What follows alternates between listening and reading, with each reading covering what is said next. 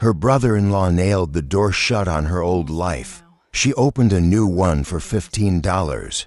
She was 29 years old, and she had nothing left in the world but a tin cup, a wool blanket, and $15 sewn into the hem of her only good dress. Her name was Nell Farrow, though most called her Nell. And on the morning this story begins, she was standing outside the door of the house she had once called home, watching her brother-in-law, Thomas Farrow, nail a strip of wood across the frame as though sealing a tomb. Her husband had been dead 11 months. The land, the house, the 2 mules, and the well had belonged to him, and by the crooked reading of an old county law and a crookeder reading of his own conscience, Thomas had decided they now belonged to him too. He did not shout at her. He did not need to. He simply said that a widow with no children and no money had no claim on a dead man's dirt, and he watched her walk down the road with her small bundle until she was out of sight. That same afternoon, with the last of what she had, she wandered into the town of Prairie, Kansas, and stood at the edge of a courthouse auction where a collapsing, ivy-choked chapel, abandoned these 6 years since its preacher vanished without a word, sold to the only bitter brave or foolish enough to raise a hand. For $15, Nell Farrow bought a ruin nobody wanted. She did not know, as she signed her name to the deed with a trembling hand, that sealed somewhere within those rotting walls lay a secret that would not only save her life, but restore an entire town to what it once was and had long forgotten how to be. Settle in and let us tell you the story of Nell Farrow. If you're watching this from a place that feels forgotten to small, too quiet, too far from anywhere that matters, we'd love for you to tell us in the comments where you're watching from tonight. Nell had not always been a woman who counted coins twice before spending them. She had been raised in a household in eastern Ohio where her father kept bees and her mother kept ledgers, and from both of them she had learned the same unspoken lesson passed hand to hand like a worn coin. That value was not always where people expected to find it. Her father used to say that a hive nobody tended for a season looked dead to the careless eye, but a patient one could always tell by the faint hum against the wood whether the life inside had only gone quiet, not gone out. Her mother, for her part, could take a ledger 3 men had called ruined beyond saving and find. Buried in the columns, the single transposed number that made the whole account balance again. Nell grew up watching her parents look past what a thing seemed to be, all the way through to what it actually was, and she carried that habit of seeing into her own hands. She was, from a young age, the sort of girl who mended what others discarded, who could coax a stubborn engine of a sewing machine back to life with nothing but patience and a hairpin, who read every book in the house twice because there was nothing else to read and found, on the second pass, sentences she had missed the first time entirely. It was this quality more than any other, that unwillingness to let a thing be written off before she had examined it herself, that would matter more than she could have known. She met Nell Farrow at 19, at a church social in a town not much larger than Prairie would later prove to be. And what drew her to him was not his charm, of which he had only a modest and stammering supply, but his hands, which were always working at something: a broken chair leg, a torn harness, a child's toy, and his habit of speaking kindly about people who were not present to hear it. They married within the year and moved west together, chasing the same promise that had pulled half a nation across the plains, that hard work and honest dealing would be enough to build a life from raw prairie sod. For a decade it very nearly was. They built a house with their own 4 hands, dug a well, broke the stubborn earth into rows that eventually yielded wheat, and though children never came to them, a sorrow Nell carried quietly and never let harden into bitterness, they built something else instead: a small, steady reputation as people who could be trusted. Daniel loaned his tools to any neighbor who asked. Nell nursed sick livestock and sicker children with equal tenderness, and more than once traded a day of her own labor for nothing but the promise that the favor would be remembered. It was, in its own modest way, a good life, built on the same principle her parents had lived by, that worth was proven over time, not declared all at once. Daniel Farrow's brother Thomas had never shared that principle, and it was Thomas who would eventually prove to be the instrument of Nell's undoing, though the true undoing began, as such things so often do, with an ordinary illness that no one thought serious until it was too late to think otherwise. It was a fever that took Daniel in the space of 9 days, moving through him with a speed that left Nell no time to send for family, no time to prepare, no time even to properly say what needed saying. She buried him herself, with the help of 2 neighbor women, on a rise of land overlooking the wheat he had planted that spring and would never see harvested. She was 28 years old and, for the first time since she was a girl, entirely alone. Grief alone she might have survived, for grief, however heavy, does eventually loosen its grip enough to let a person breathe. What she could not survive so easily was what came after, when Thomas Farrow arrived from 2 counties over, ostensibly to pay his respects, and stayed to inform her, with the flat certainty of a man reciting scripture, that the land had never truly been hers to begin with. Daniel had died without a written will. Kansas law in those years, and the men who interpreted it to their own advantage, often sided with blood relations over widows who bore no children to anchor their claim, and Thomas, who had spent years watching his younger brother succeed at exactly the kind of steady, patient life he himself had never managed to build, was not a man inclined to generosity when the law offered him an excuse not to be. He produced papers. He produced a lawyer, a thin, nervous man from the county seat who avoided Nell's eyes throughout the entire proceeding. And within 2 months of burying her husband, Nell Farrow found herself standing on the road outside the only home she had built as an adult woman, watching a hired man nail boards across a door she had painted with her own hands, holding everything she owned in a bundle small enough to carry in one arm. She walked for the better part of 2 days before she reached Prairie Rest, a town she had passed through once before with Daniel, and remembered only vaguely. A dusty main street, a mercantile, a small cluster of houses gathered, as if for warmth, against the enormous indifference of the surrounding plains. She had $15, which was the sum total of what she had managed to keep hidden from Thomas, money she had saved over years from selling eggs and preserves at market, sewn carefully into the hem of her dress the way her mother had once taught her, because a woman traveling alone learns quickly not to carry her worth where it can be seen. She had no plan beyond survival. She was thinking, as she walked into town that afternoon, only of finding work, perhaps as a seamstress or a cook, something to keep her fed through the coming winter, when she noticed a small crowd gathered outside the courthouse, drawn by the kind of idle curiosity that follows any public spectacle in a town, where spectacles are rare. It was a county property auction. The auctioneer explained to no one in particular as Nell drew near, called to dispose of several parcels seized for unpaid taxes or abandoned outright by owners who had given up on the land and moved on, as so many did, chasing some further promise westward.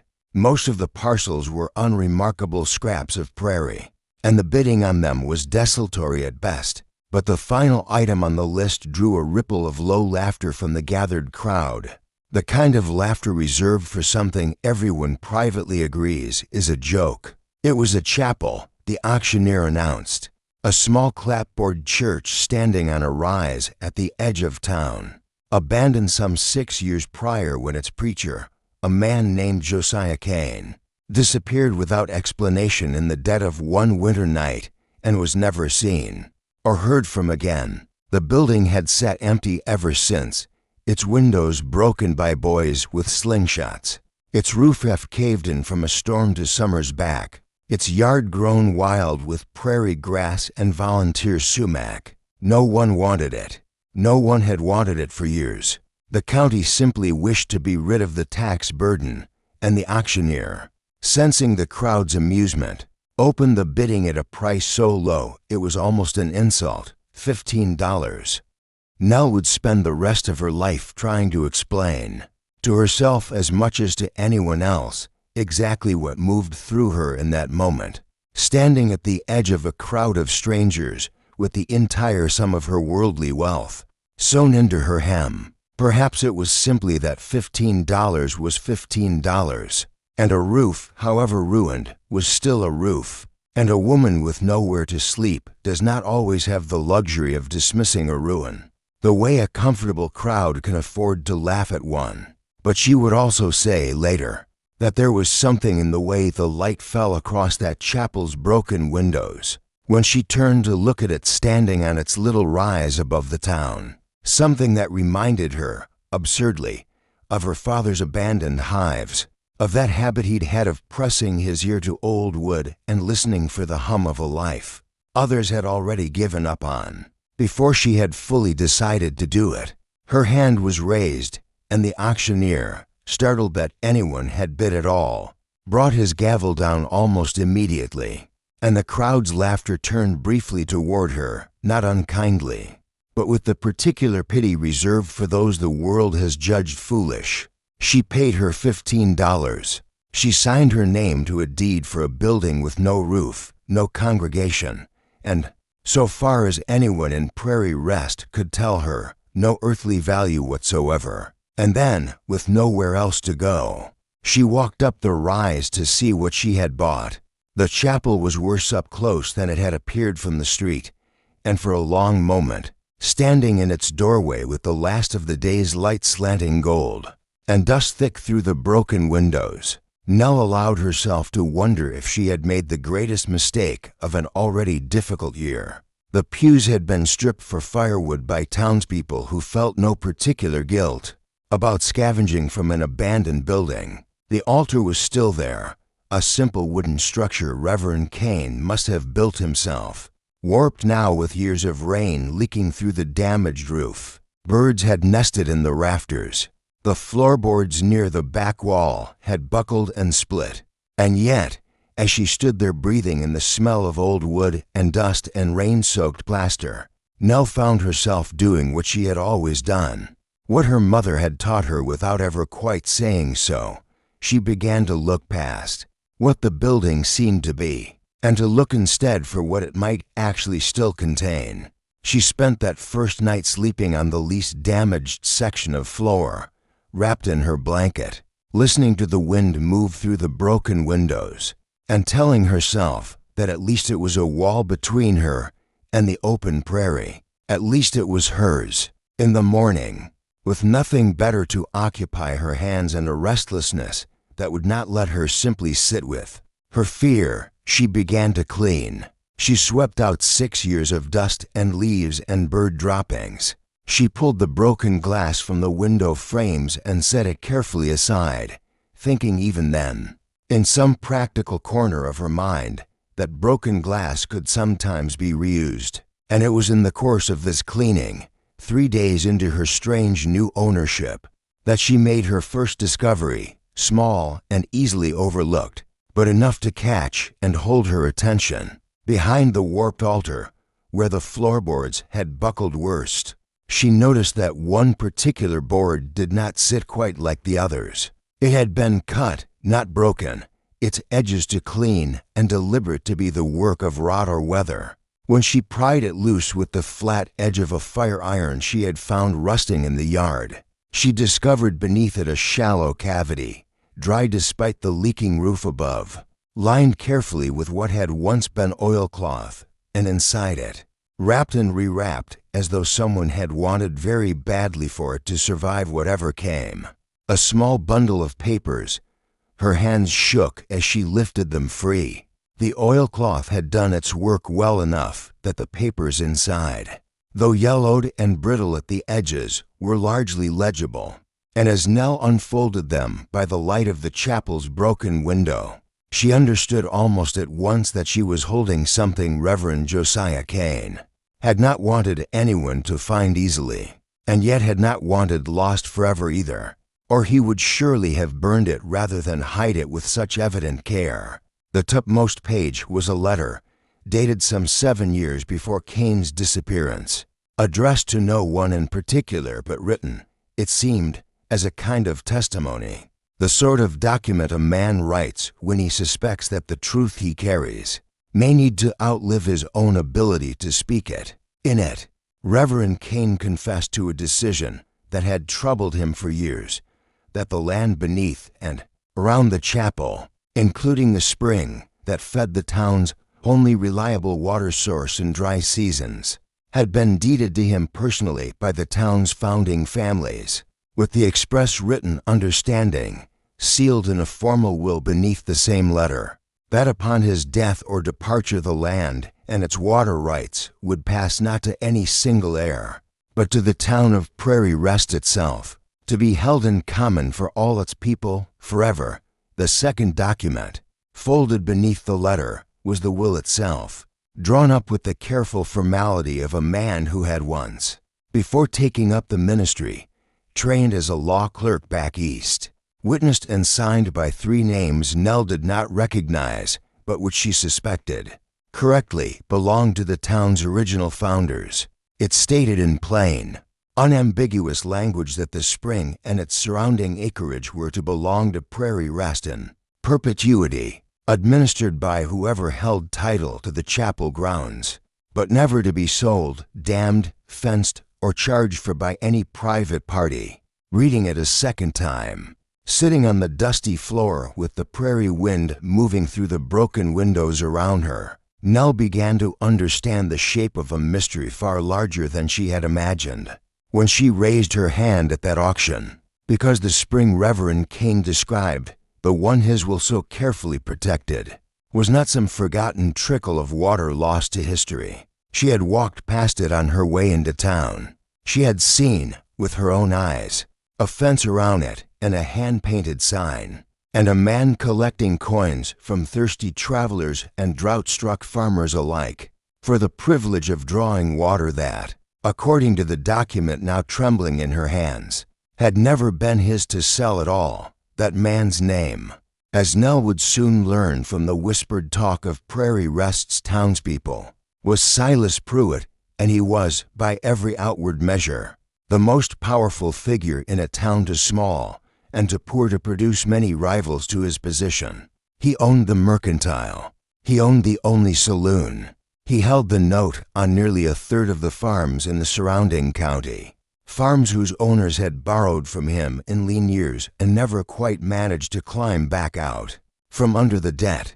And some 6 years earlier, in the same season that Reverend Josiah Cain vanished from Prairie Rest without a word of explanation to anyone, Silas Pruitt had quietly fenced off the spring at the edge of town, produced a bill of sale he claimed the Reverend had signed before departing, and began charging every farmer, rancher, and traveler within 20 miles for water that had, until that winter, always flowed free. No one had ever seen the Reverend actually sign such a document.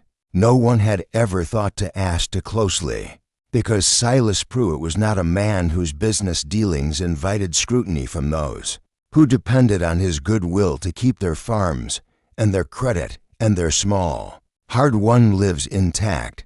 The town had simply absorbed the change the way a body absorbs a slow poison, complaint by complaint, year by year, until paying for water had come to feel less like an injustice and more like an unpleasant fact of nature, the sort of thing one grumbled about but no longer thought to fight. Nell understood, sitting alone in that broken chapel with a dead man's will in her hands, that she now possessed something that could unmake 6 years of careful, quiet theft. And she understood, too, with the particular clarity of a woman who has recently lost everything and has nothing left to lose but her own integrity, exactly what such knowledge would cost her to act upon. She was not a fool. She knew that a woman alone, new to town, holding a paper that threatened the wealth and standing of the most powerful man for 20 miles, was placing herself in the path of something considerably more dangerous than laughter at an auction. But she thought, too, in the days that followed, of her father listening for the hum of life in an abandoned hive, and of her mother finding the single transposed number that made a ruined ledger whole again. And she found she could not simply fold the will back into its oilcloth and pretend she had never pried up that floorboard at all. She began carefully. She did not march into town waving Reverend Cain's papers over her head, for she understood, with the same instinct that had always let her see past a thing's surface, that a claim made too loudly and too soon could be dismissed as easily as it was made, especially when it came from a stranger, a widow, a woman the town had already half decided was either foolish or desperate for buying a ruin nobody else wanted. Instead, she spent her first weeks in Prairie Rest doing what she had always done, mending what others discarded. She patched the chapel's roof with scavenged shingles traded for a week of sewing work. She took in from the mercantile's own wife, who did not yet know, or did not yet care, that her husband's fortune rested on a lie. She swept and scrubbed and repaired, board by board, until the chapel began to look, however slowly, less like a ruin and more like a building that someone had decided was worth saving. And in her quiet hours, she began asking careful questions of the old woman who ran the boarding house, of the blacksmith who had known Reverend Cain in his last years, of anyone willing to talk about a preacher 6 years gone, learning slowly the shape of the man who had hidden his will so carefully that even offense and a lie had not managed to erase it entirely. What she learned troubled and moved her in equal measure. Reverend Cain, it seemed, had grown increasingly withdrawn in his final year in Prairie Rest, preaching less about Scripture and more, from what old parishioners could recall, about stewardship and the dangers of a town forgetting who it belonged to. Several people remembered him arguing, more than once and with unusual heat for so mild a man, with Silas Pruitt outside the mercantile, though none could say exactly what the argument concerned. And then, in the dead of one January night, he had simply vanished, leaving no note, no farewell, no explanation, and the town, grieving and confused and eventually distracted by the ordinary business of survival, had let the mystery close over like water over a dropped stone. It was the blacksmith, a broad, quiet man named Amos Bell who had known Cain better than most, who finally told Nell, in a lowered voice one evening as she waited for a hinge to be repaired, that he had never believed the Reverend simply walked away from his congregation, of his own free will, not without a word to anyone, not a man who had cared so plainly for the people in his care. He had always suspected something darker, though he had never had proof enough to say so aloud, and certainly never enough courage to say it to Silas Pruitt's face. It was Amos Bell's quiet testimony, more than the papers themselves, that hardened something in Nell that had until then remained soft with uncertainty. She did not know, and would never know with full certainty, exactly what became of Reverend Josiah Cain on that January night, but she came to believe, as the pieces gathered in her mind, that a man who hides his will so carefully beneath his own altar, who argues bitterly with the town's most powerful figure over the fate of a spring, and who then vanishes without a trace in the depth of winter, is not a man who left of his own free will at all, whether Silas Pruitt's hand had been directly involved, or whether he had simply seized an opportunity created by another's cruelty. Nell could not prove, and she resolved, with the same patience that had always guided her, not to make an accusation she could not support. What she could prove, what sat now in the oilcloth bundle hidden beneath her own bed, was the will itself, and the fact that the spring Silas Pruitt had fenced and profited from for 6 long years had never legally belonged to him at all. When she finally brought the will before the town, she did not do it alone, and she did not do it quietly, having learned by then that quiet alone would not be enough to move 6 years of accepted wrong.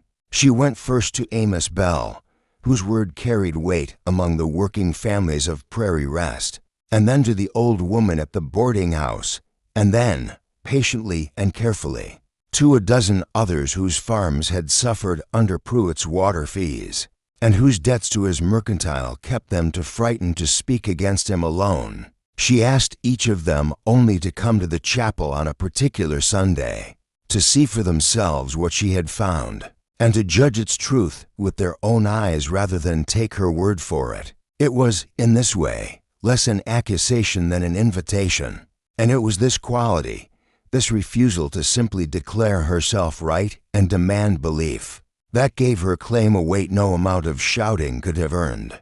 Silas Pruitt did not take the gathering lightly. He arrived at the chapel that Sunday with his lawyer at his side and a hardness in his face that Nell had expected, having by then heard enough of his reputation to know he would not surrender 6 years of quiet profit without a fight. He declared the document a forgery, or at best an outdated curiosity superseded by his own bill of sale, and he reminded the assembled townspeople, not gently, of exactly how many of them owed him money and how easily that debt could be called due if they chose to embarrass him publicly over what he called the ravings of a vanished, possibly unstable preacher. It was, Nell understood, watching the faces of her neighbors shift uncertainly under the weight of that threat, exactly the kind of moment where 6 years of accumulated fear could easily win out over one afternoon's inconvenient truth. But she had prepared for this in her quiet,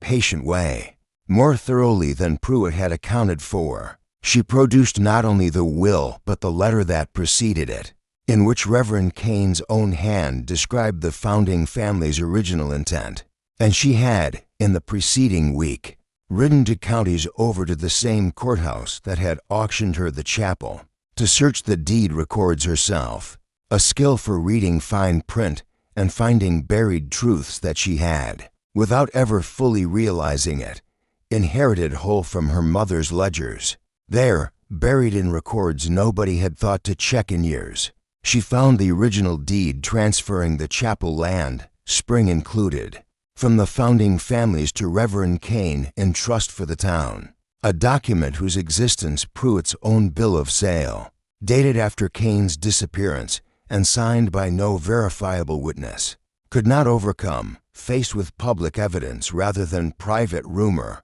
Pruitt's lawyer, a careful man more concerned with his own reputation than his client's fortune, quietly advised him that the matter would not survive a formal challenge in court, and that continuing to fight it publicly risked exposing exactly how thin his claim to the spring had always been. What followed was not the dramatic reckoning some in town might have wished for. No arrest, no public confession of whatever darker truth lay behind Reverend Kane's disappearance. For that truth, whatever it was, had been buried too long and too well to be fully unearthed by one woman and one hidden will. But Pruitt's fence came down within the month, quietly, at night, by his own hired men, and the spring ran free again for the first time in 6 years, and the debts he had used as leverage over half the farms in the county began, under the scrutiny now falling upon his other dealings, to be renegotiated on fairer terms than he had ever offered before. It was not everything. It was not justice in its fullest, most satisfying form. But it was enough, Nell came to believe, to prove that a wrong quietly done can be quietly undone, if someone is only patient enough and brave enough to keep looking until they find the truth someone else worked hard to bury. In the months that followed, the chapel Nell had bought for $15 became, slowly and without any grand ceremony, the heart of Prairie Rest once more. The townspeople who had laughed at her foolishness that first day at the auction returned instead with lumber and nails, and hours of labor freely given, rebuilding the roof, replacing the stripped pews, mending what 6 years of neglect had broken. And Nell found herself, almost without choosing it, becoming the caretaker not just of a building, but of the trust Reverend Josiah Kane had tried so hard to protect. She never took the reverend's place in any formal sense, never claimed a pulpit she had no training to fill, but she kept the chapel's doors open, kept the spring's waters free, and kept, above all, the quiet lesson her parents had given her all those years ago in Ohio, that the things the world writes off as worthless are so often only waiting for someone patient enough to look closer. And so we return, as we always do, to where the story began, to a 29-year-old widow standing outside a nailed-shut door, with nothing but $15 sewn into her hem, watching everything she had built be taken from her by a man who mistook cruelty for entitlement. Nell Farrow did not find, in that abandoned chapel, a fortune in the way the word is usually meant.